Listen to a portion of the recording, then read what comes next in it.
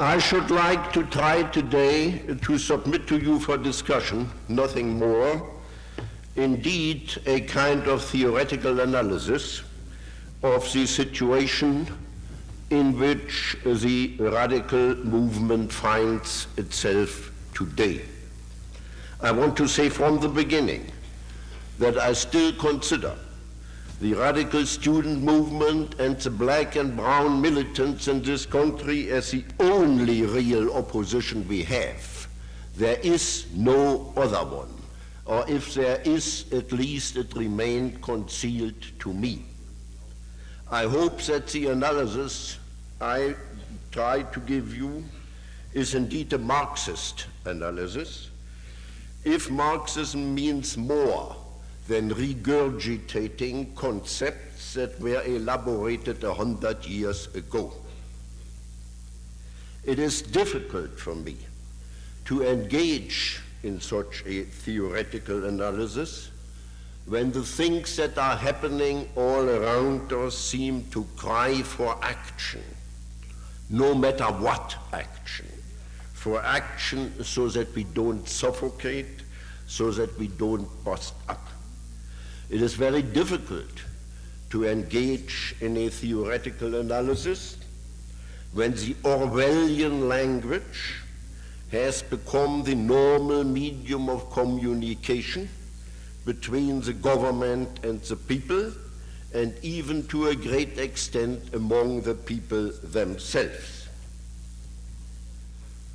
However, the Orwellian language is not only a blatant lie and contradiction, it is also expressive of the facts.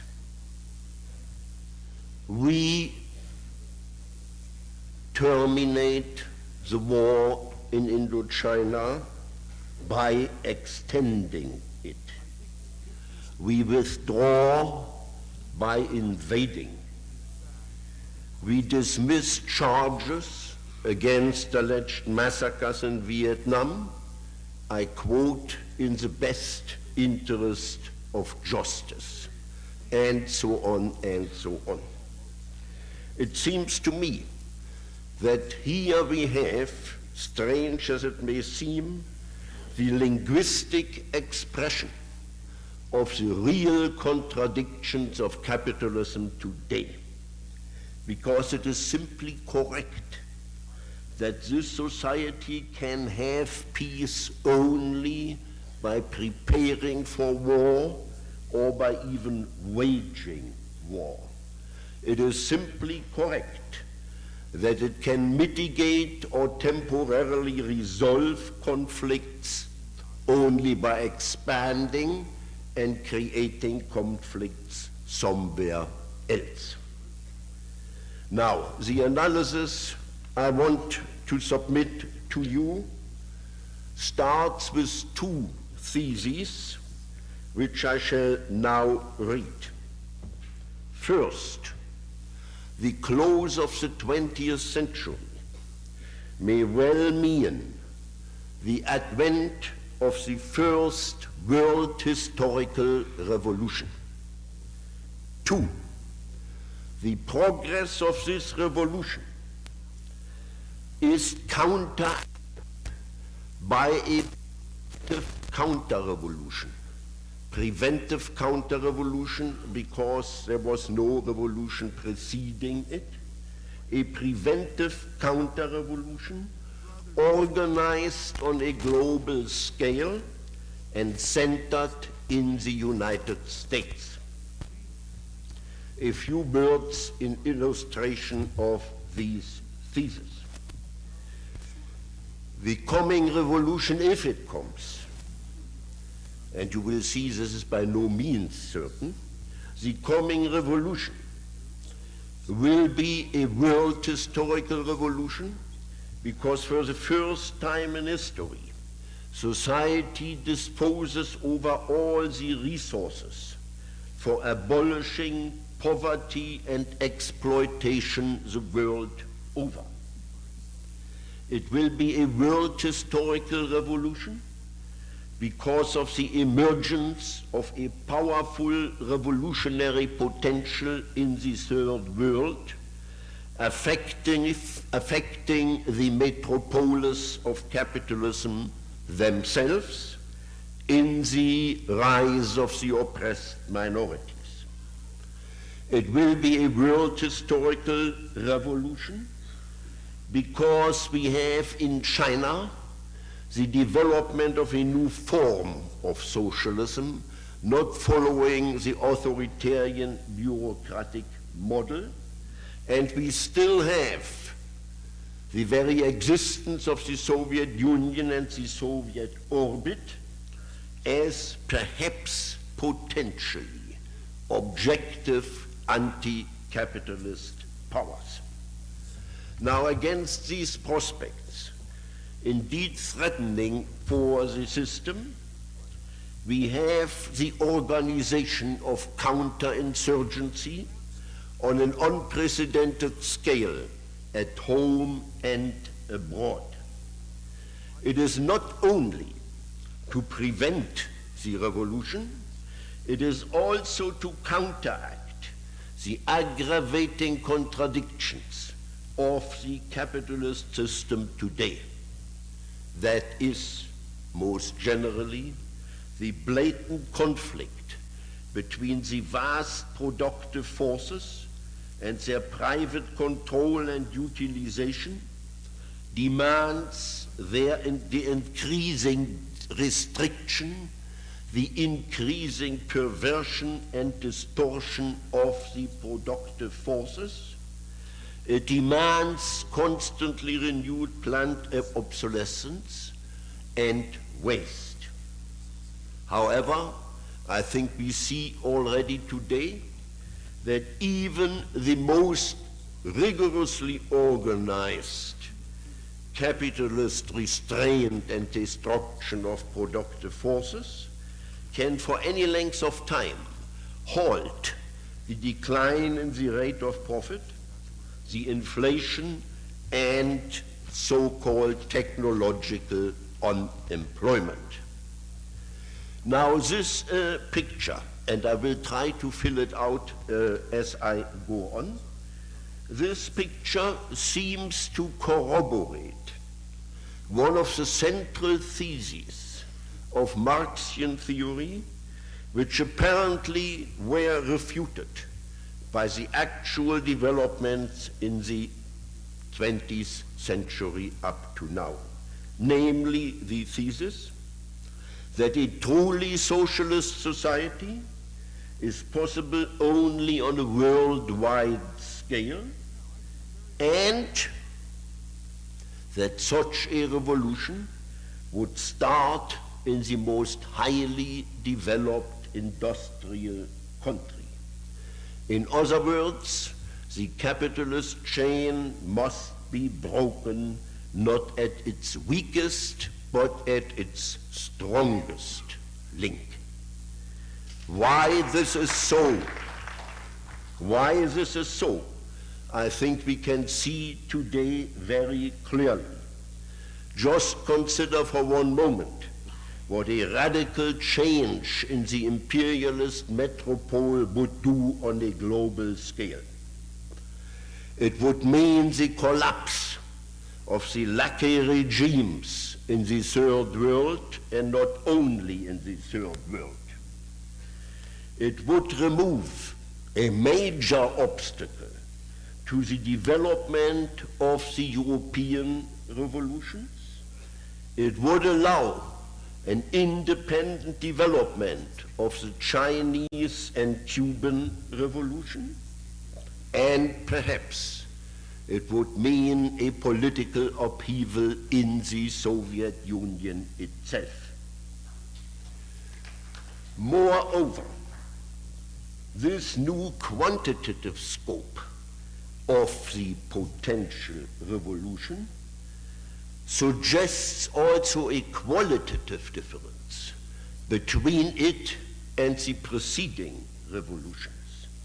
Namely, the first revolution, based on the achievements of industrial society, it could from the beginning assume a total character, namely, finally the abolition of man's subordination to the instruments of his labor, the productive and progressive reduction of alienated labor, two possible developments which would in turn make for an economic, political, and cultural revolution. All three in one, and already by virtue of this scope, far outdoing the preceding revolutions. And it would, for the first time in history, make possible the construction of integral socialism, not only indefinitely postponed to a second phase which never may arrive, but the construction of integral socialism from the beginning. This novel historical situation calls for a re-examination of the preconditions and of the presumptive strategy of the radical opposition under the preventive counter-revolution. I would like to take as point of departure the structural changes which have taken place within the capitalist system since the Second World War, and I will mention only the main tendency. To the degree to which the international concentration of economic power progresses, individual capitals are increasingly subjected to the interest of capital as a whole, and capital is ever more directly and immediately fused with the state, with the government. Dependence of capital on the political and military power structure, increasing interference of government in the economy to such an extent that even in this country the word nationalization is no longer a dirty word, that even in this country one considers the nationalization of certain large enterprises. In other words, what we witness is that monopoly capitalism tends toward state capitalism. What does it mean for the social stratification? It means that ever more strata of the middle classes depend on monopoly capital. They are occupied in the realization, if not in the creation of surplus value. Thus, with this transformation of capitalism, we witness the extension of exploitation beyond the class of industrial and agricultural labor, and we witness the emergence of what has been called a new working class of educated labor, necessitated by the increasingly technological and scientific character of the process of production. And at the same time, owing to the technical progress in the productivity of labor, this type of capitalism can indeed bring an increased standard of living to a large part of the population. Consequence, what I called the integration of a large majority, including organized labor, into the system. The class struggle does not disappear. It cannot possibly disappear before the abolition of class society itself, but it proceeds in the well-known classical forms of an economic contest on trade union terms. This transformation now brings us to the, I guess for you also, decisive question. Is the traditional working class, the blue-collar working class, still the social base of the potential revolution? Or is the transformation of capitalism creating a new, not smaller, but larger base? There is a widespread, but rather insufficient and un-Marxist answer to this question on the part of those who maintain that just as before, industrial labor, and mainly blue-collar labor, provides the base for the revolution. The answer is that if the laboring masses today in the most advanced industrial countries, and I stress once and for all it refers only to the most advanced industrial countries, if the laboring masses in these countries are not revolutionary, perhaps even anti-revolutionary, then, so it is said, it is because their consciousness lags behind their social existence. Thus, we have the well-known conflict between the subjective and the objective factors. I consider this answer not only as inadequate, but as totally un-Marxist. Because if we know anything of Marx, we ought to know that he believes that it is the social existence which determines the consciousness, and the answer must therefore be thought in the social existence, in the objective conditions of the working class today, and only in a secondary way in their consciousness. Or, to put it in a shorter form, if indeed the consciousness of the working classes has changed, it is because the objective conditions of the working class have changed. What has happened to bring about such a change? I propose that what we have witnessed was a new stabilization of capitalism, a stabilization of capitalism on a twofold ground, namely brutal expansion abroad, economic, political, and military expansion, and secondly, and closely related to it, neo-colonization in the interior and abroad. What has this stabilization of capitalism achieved?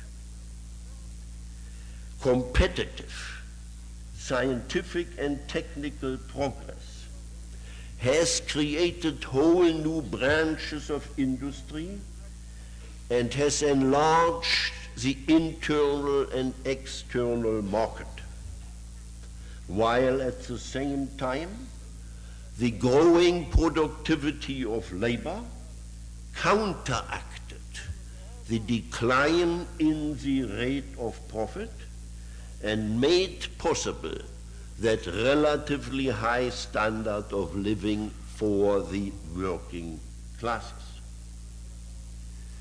Now this transformation is accompanied by, and I think this is for a Marxist analysis decisive, by a growth in what is called the tertiary sector of the economy, namely the publicity industry, services, entertainment, and so on. And this growth of the tertiary sector, in which mainly services are produced, this growth means that an increasing part of the working population today is employed in unproductive labor, in Marxian terms. That is to say, labor which does not produce material commodities, which does not produce capital, as Marx says, and which is therefore not proletarian. That is not I, that is Marx, Capital, Modern Library Edition, Volume 1, page 673, footnote. But he says even more disagreeable things. The assimilation of a large part of the working class to the middle classes, that is to say, to those middle classes who do not belong to the ruling classes, is therefore not merely ideological and a surface phenomenon, but is originating in the productive process itself. Let me again quote from Marx, Theories of Surplus Value, Volume 1. Unfortunately, I have only the German edition. In the German edition, it is page 324 and following. There he says, and it is one of the most amazing anticipations, with the growing productivity of labor, an ever larger part of the population is employed in non-material production. These include intellectual producers. They form an ever more essential base of capitalist reproduction in the realization, and we can add today even creation of surplus value. Does this mean? It certainly means it's decisive change in the composition of the working class. Does it mean that the working class is no longer the revolutionary subject? Certainly not. As long as labor remains the human base of the productive process, the working class will remain its political base, but it will be a very different and very extended working class. We have terrible difficulties in finding today the revolutionary subject because we look for it as if the revolutionary subject were a thing that somewhere exists ready-made, or at least half ready-made, and just has to be found. We have to get rid, in addition to this wrong approach, of the fetishism of labor, of the mystification of the class concept, and realize that the revolutionary subject emerges in the struggle itself. Only in the struggle itself can it become a revolutionary subject, and that a class changes with changes in the productive process.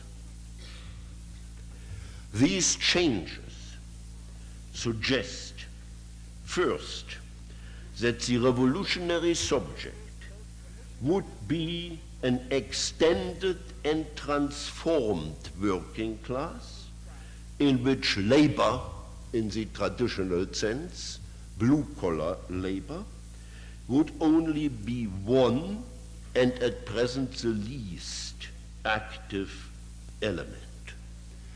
These changes suggest, secondly, that the subjective motives and mainsprings of the revolution would be in non-material needs. This is the qualitative difference of this revolution from the preceding one, if and when the material needs are satisfied. In other words, this revolution would indeed for the first time put on the agenda the self-determination of man in all spheres and dimensions of his life, and not only at work in labor. At the present stage, capitalism operates on the back of the vast majority of the population, separated from control over the means of production. They spend their life in alienated work, but they are not a proletariat in the classical sense. They are not living in abject poverty like the former. Large part of it are rather bourgeois in outlook, values, and aspirations, though very different from the small class that rules this society. And underneath this vast majority, underneath it, the large number of the underprivileged, racial and national minorities, unemployed and unemployable, at the margin of the regular process of production. This, I think, is a new techno-structure of exploitation. Growing productivity of labor, constantly augmenting the wealth of commodities and services, but intensified meaningless work and performances required for producing, buying, and selling these goods and services, and a scientific control of consciousness and instincts, that is to say, domination through steered satisfaction and steered aggression. Who is in control of this techno-structure of exploitation? Charles A. Reich has written a fiction bestseller, #1, The Greening of America. It should be a fiction bestseller. Unfortunately, it is not listed under fiction, in which he maintains, literally and at many places, nobody is in control. And since nobody is in control, nothing can possibly be easier than the revolution. And therefore, it is self-understood that the revolution will be without any violence on either side. Now, I think you all agree with me. We wish that would be the case. It isn't our fault that it ain't the case. And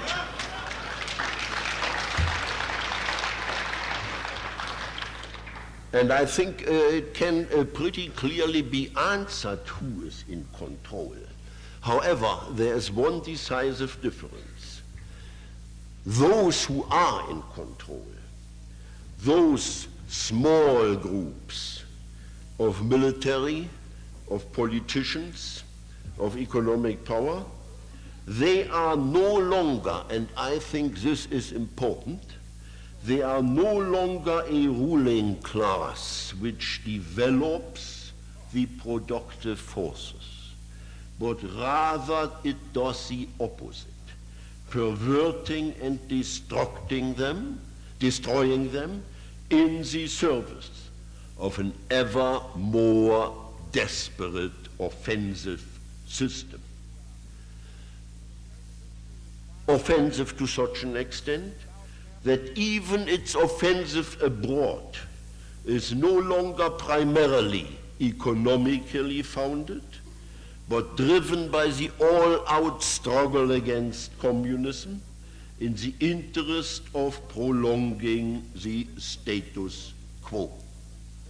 And as long as this power structure of exploitation is sustained by an intrinsically conservative majority, the political class struggle is indeed transformed into an international struggle with the national liberation movements and their counterparts in the metropoles as the objectively anti-capitalist forces. But this is not the basic tendency. It is not the basic tendency because we remember that without the internal weakening of the heartland of global capitalism, these external forces will not be able to assert themselves for any length of time. And these inner contradictions of the capitalist system indeed appear today in a new historical form in the so-called consumer society, which is the highest stage of capitalism. The contradiction appear in the so-called consumer society, first in a seemingly ideological, rather even psychological way. They assert themselves as the, I think, increasing dysfunctioning of the system, the dysfunctioning of its operational values, which are essential for the reproduction of the system, the increasing loosening of the moral fiber and cohesion of the society, the weakening of work discipline, responsibility, and efficiency, the complete denial of that spirit of inner worldly asceticism, which was until not too long ago the mainspring of capitalism. The contradictions assert themselves in all sorts of dropouts, withdrawals, dissociations, by no means only among the rebellious middle class, and even reaching the ruling class itself. In short, we see in this so-called consumer society a largely unpolitical, diffuse, non-directed, and yet profound non-identification with the system. This, I propose, is the reverse, is the soil beneath the noisy, hysterical, and well-propagandized identification with the system. It is a ground still shifting, still weak, but bound to get larger and stronger because, and I think this is decisive, this rebellion against the behavior patterns and values required by the capitalist system is not only generated by the system itself, but also constantly promoted and aggravated by the system. How does the consumer society manage to drive the internal contradictions to an ever greater intensity. At the present stage, capitalism creates, alongside the world of alienated labor, misery and repression, a world of ease, gadgets, enjoyment, services, in which increasing numbers of people participate, though largely in a precarious way. The wealth of capitalist societies is still, as Marx defined it, an immense accumulation of commodities, but commodities which require an increasingly smaller quantity of labor power for their production, that is to say, provide an increasingly smaller source of surplus value. And capitalist wealth is made up of an increasing mass of services, products of unproductive labor. Thus, we see the near starvation of the investment and commodity market. In other words, the consumer society demonstrates in a very tangible form the internal limits of capitalist production.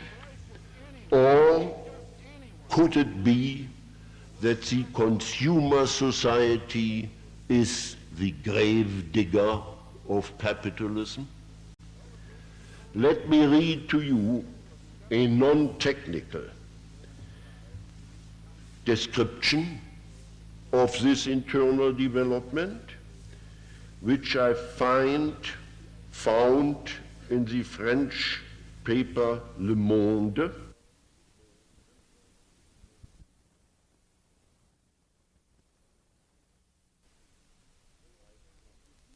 I quote, "The development of the tertiary sector," I have already explained what that means, "that of services, henceforth takes place at an accelerated rhythm.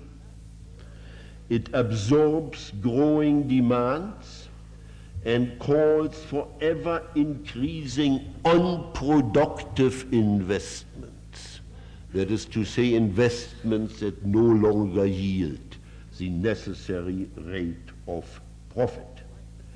The growth of this sector creates a disequilibrium in the balance of forces, which up to now has entirely turned on the multiplication of goods and the profitability of production.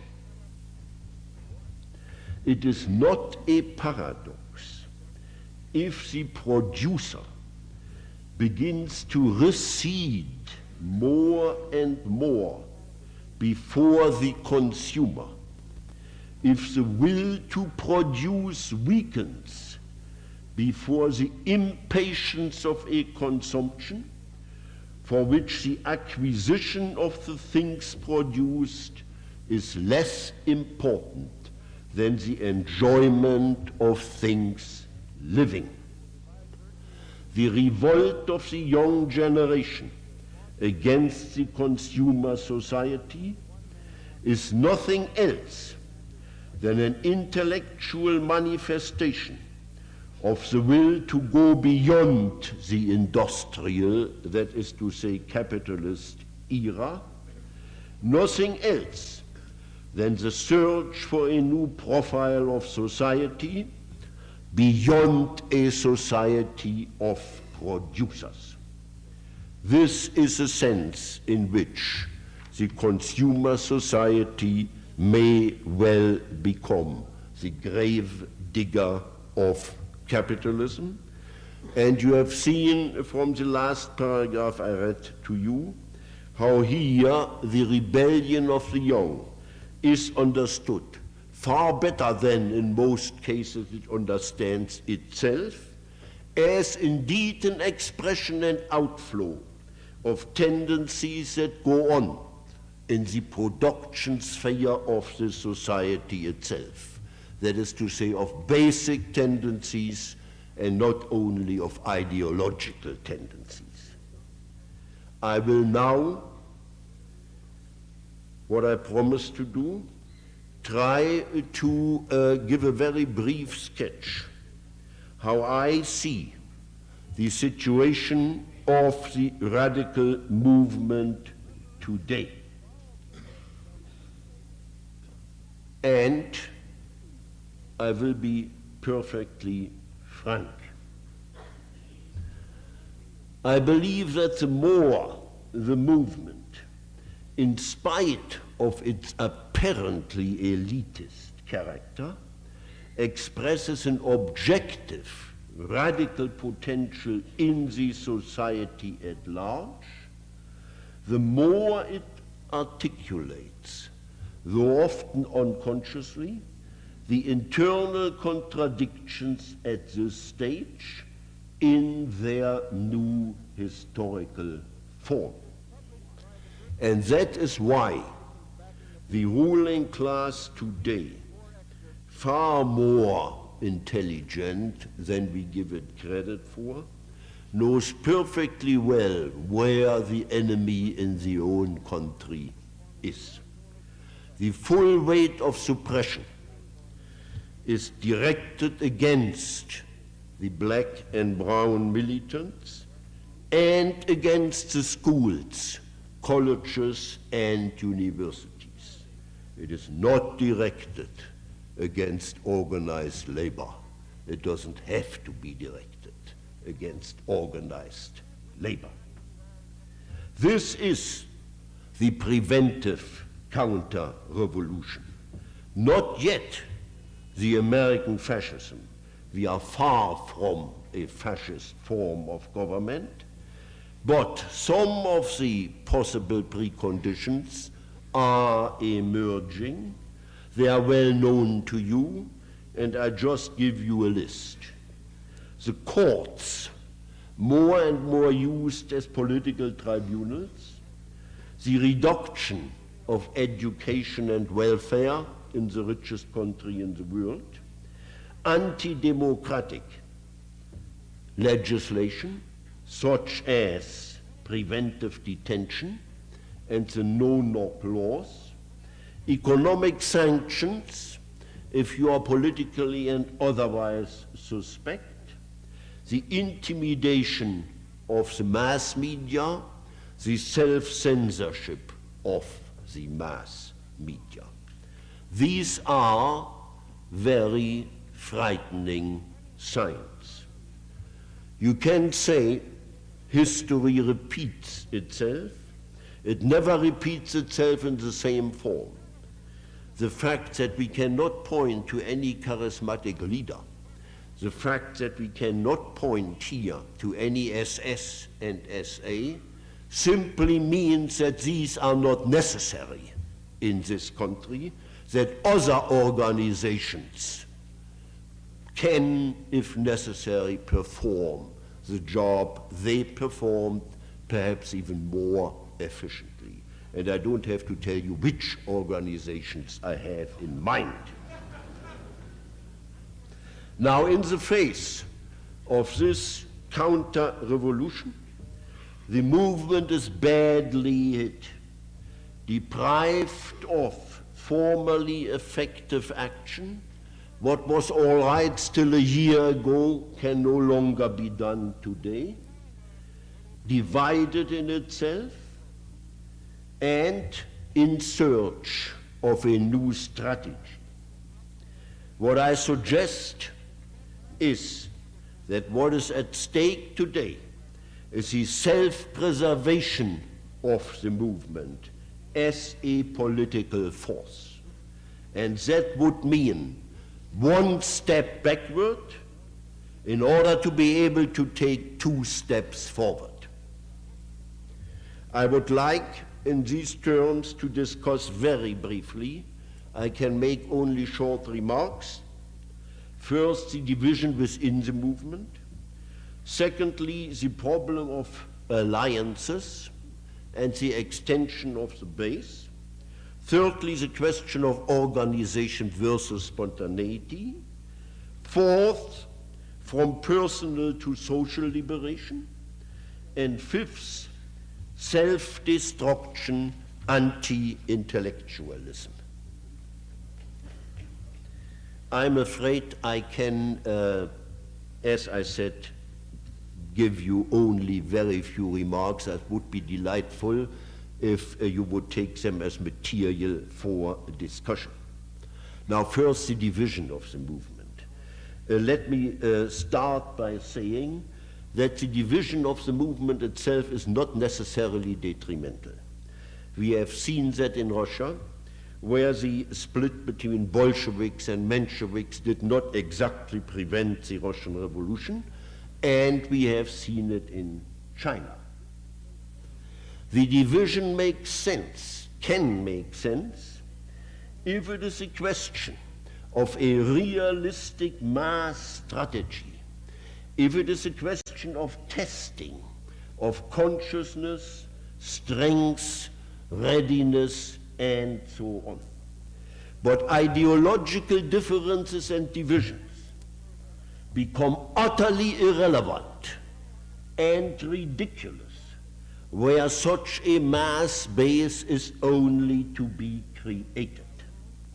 Then the conflicts become merely ideological, and they usually terminate in the ritualized discussions, in a rhetoric that lives and moves in a fantasy world with no relation to reality, and that is apt to antagonize from the beginning possible sympathizers, because simply terms and concepts and words are used which may make and should make very good sense among ourselves, terms such as imperialism, exploitation, capitalism. I certainly used it enough tonight, but which make no sense whatsoever if you want to persuade and convince what we may call outsiders, until and unless you can translate them into ordinary language. This is one of the very rare cases where I am in favor of ordinary language. If you can translate them into ordinary language, all right, it should be possible to translate them in this way. By and large, I suggest that whatever ideological differences may exist in the movement can and should be safely bracketed, suspended for better times, when they are more realistic. They should be suspended in favor of united action on common issues, in favor of an action which, precisely because it is organized around a concrete and transparent issue, can indeed extend the base of the movement. The so-called battle for the streets does not require ideological Puritanism. On the contrary, such a Puritanism in this situation can be fatal to the progress of the movement.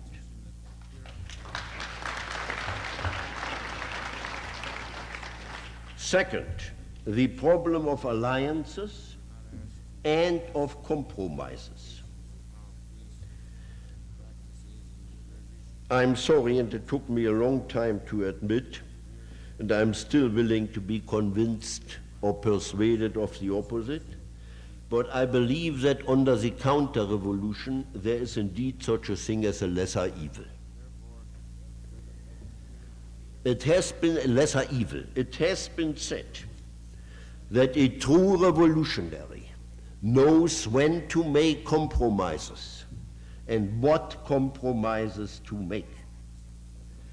We are in a very bad and in a very serious situation.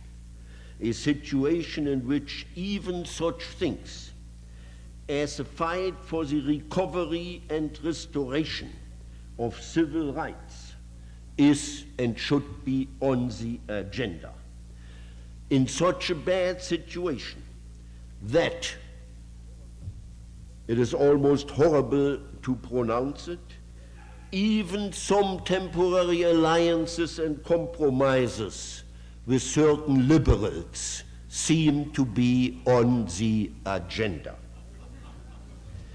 It may be good for many things. For example, it may be very good, and let's be vulgar materialists for a while, it may be very good and may be very helpful if you could get what is one of the bitterest and gravest defects of the left today, namely the total lack of funds, money. You can't get it if you go to them and come with imperialism and capitalism and exploitation, but you may perfectly well be able to persuade them when you keep these concepts for those who know what is meant by them. Secondly, and most importantly, the movement and the working class. Now, I have already said that it is nonsense to say that a revolution is even imaginable without the working classes. I have immediately added that we are confronted with structural changes within the working class. And can we say anything about a possible alliance between the student movement and the working classes? Let me say from the beginning, I believe that this is not the question of alliances, but the question of a junction between two social and political forces. And this junction depends on the progress of capitalist destabilization, in which both forces, the student movement on the one hand and labor on the other, operate on their own base and in their own rights. The students today are not a Leninist avant-garde by any stretch of the imagination, because you cannot have an avant-garde where there is no mass movement behind the avant-garde.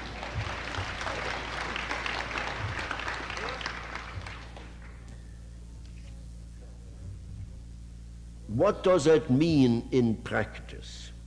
If we expect the junction as a process, a point which is approached by the two social and political forces, each on their side and their own side, it means above all that the slogan, "Go to the workers," is utterly insufficient, quite apart from its ridiculous patronizing character. It isn't done. It isn't done with going to the workers, leafletting at the factory gates, and perhaps even visiting a factory gate.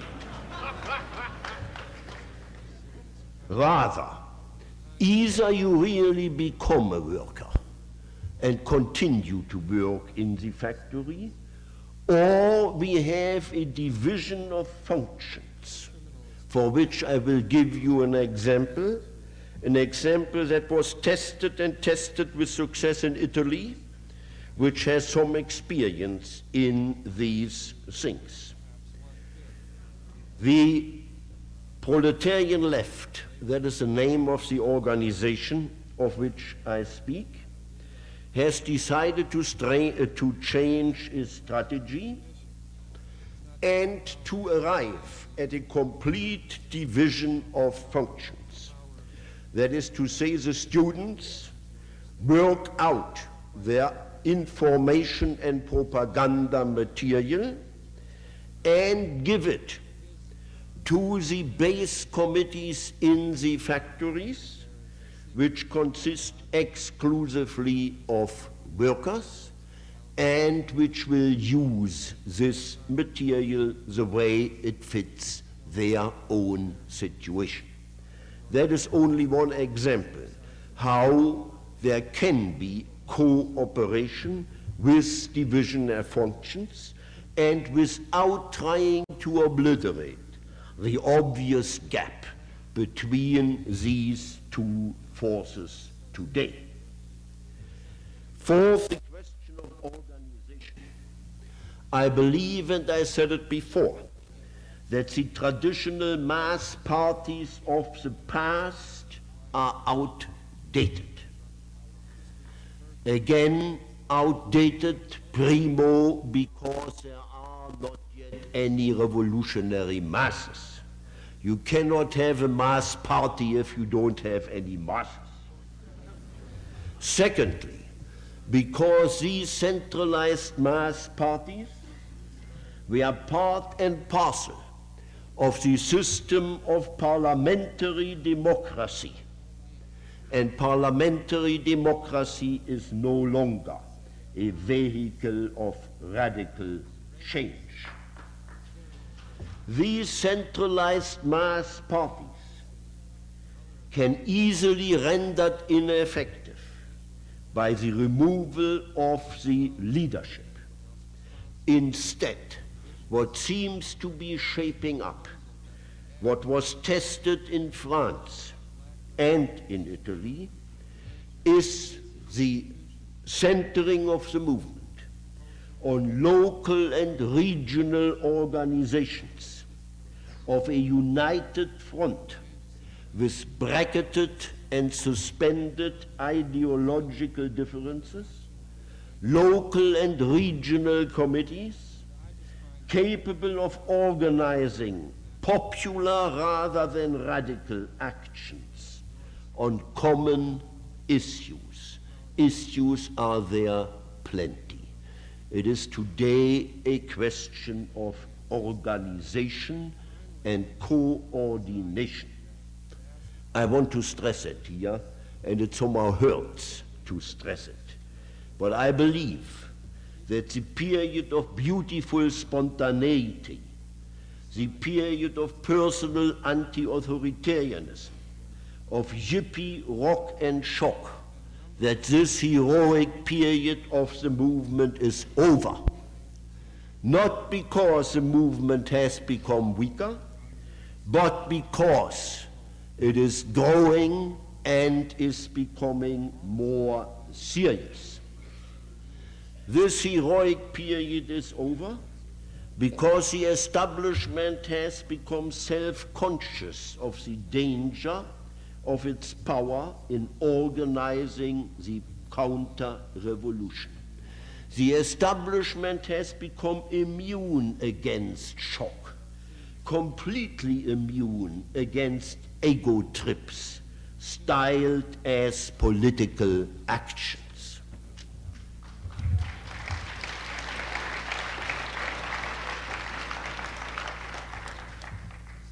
It is in response to the growing difficulties of the capitalist system that the movement now is faced with the task of establishing its own authority also in its own ranks and with its own members.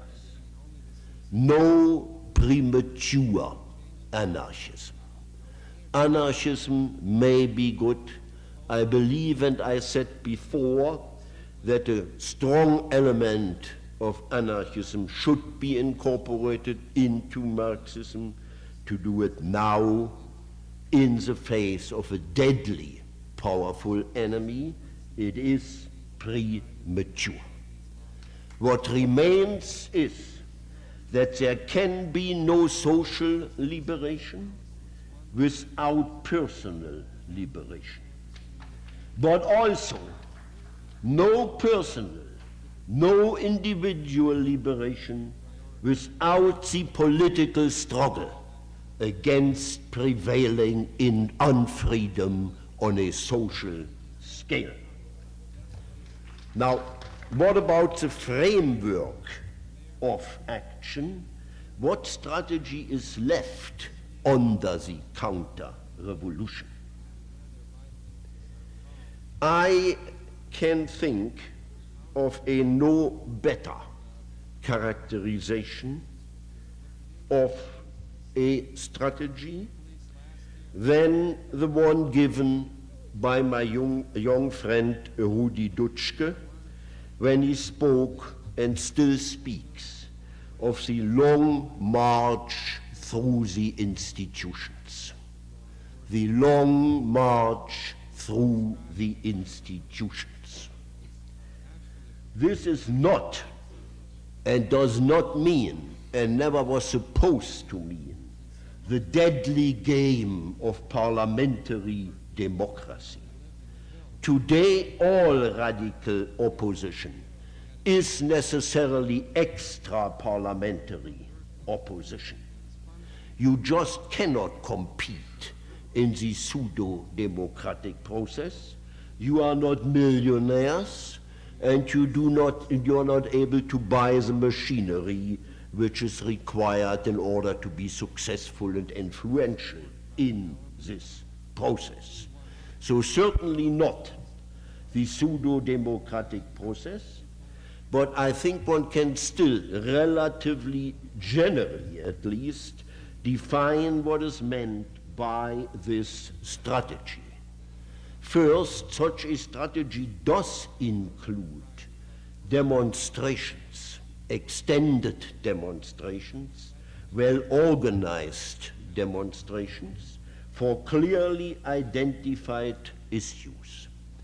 This strategy includes the organization of radical caucuses, counter-meetings, counter-associations, in short, the development of what has been called counter-institutions, such as radio, television, press, workshops, anything and everything that may promise to break the information monopoly of the establishment.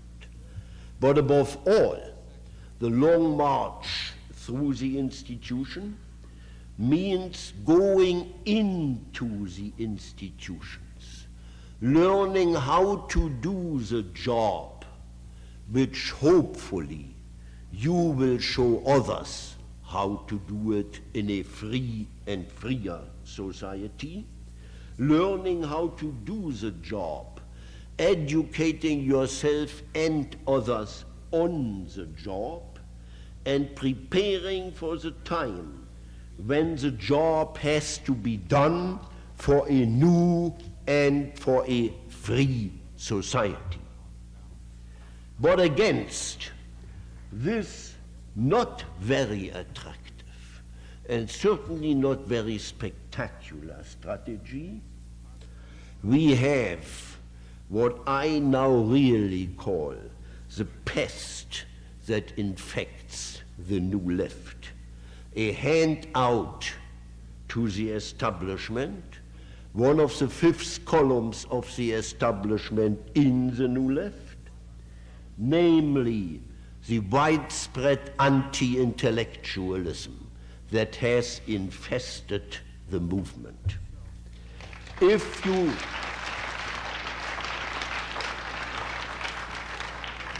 you want to hate yourselves, if you are ashamed of what you happen to be, if you are masochistic to the degree of self-destruction, in other words, if you want to really be effectively anti-intellectual, then take a job in the office of the Vice President of the United States, or in the office of Governor Reagan, or wherever they wish.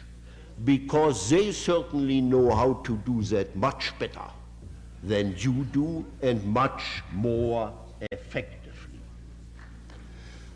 Marx's famous thesis has been interpreted as meaning today it is no longer necessary to understand and interpret the world. We can simply go ahead and change it. An idiotic interpretation, because never has theory, never has the effort of thinking, of knowing what is going on and what can be done about it, been greater than it is today. And today, more than ever before, there cannot possibly be any revolutionary practice without the theory guiding such practice. The Marxian thesis means to understand, to interpret the world in order to change it. But it does not give an alternative, a productive alternative to interpreting and understanding it. Now, the power of false consciousness, this material force of ideology, is sweeping today even the new left, sweeping it in its rhetoric, sweeping it in its withdrawal, sweeping it in its confusing of private liberation with social and political, and even more, in its attitude towards those institutions which you can still use for a better purpose than they are being used now. I know perfectly well, and my relation to the university has been long enough. I know your criticism of education. I know how much of it, very much of it, is justified. But what is not justified under any circumstances is the slogan, destroy the university, because it is a pillar of the establishment. The university is a pillar of the establishment. It is up to you to make it something different within the university. But you don't cut off the branch on which you are sitting, because you are made a radical in the university if you are halfway intended.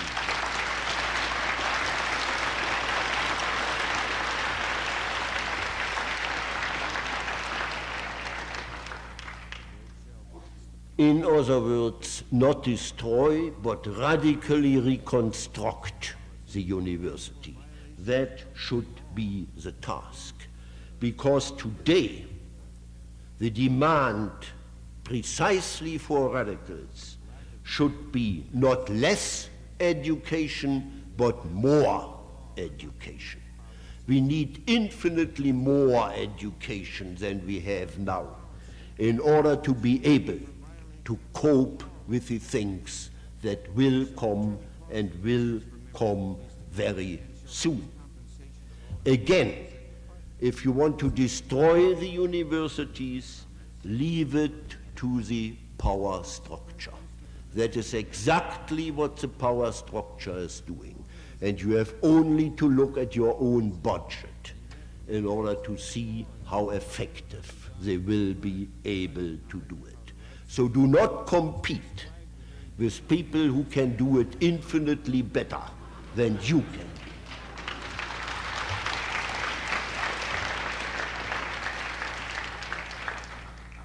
Maybe it just occurred to me it is only because I quitted that I now have a praise of the university, but I think it is somehow a little more sincere than that, and I cannot take one word back from it, because I still believe that it is in the schools and universities that there are more or less hidden all the facts, all the theories, all the possibilities we need, and that it is up to us to get this material. And if you don't get the material, if you have courses and seminars, I was told sometimes it happens even in seminars, if you have courses where you know something is wrong, where you know vital facts are not treated, are not discussed, then criticize this course without any compromise. There's only one trouble. If you really want to do that effectively, you must know the facts better than the teacher knows them. I would like to add immediately, I think that this is perfectly possible and not even very difficult.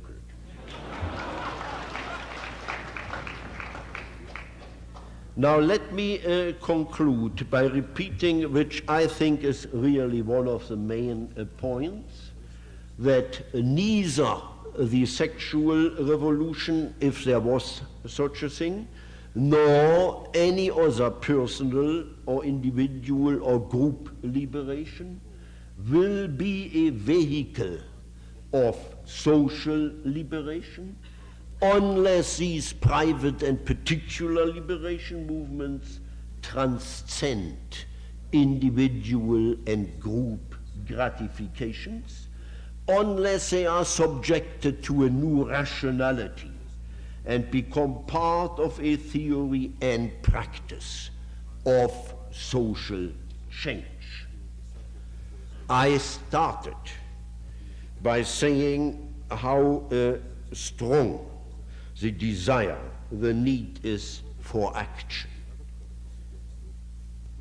There is, however, a distinction between activism and action.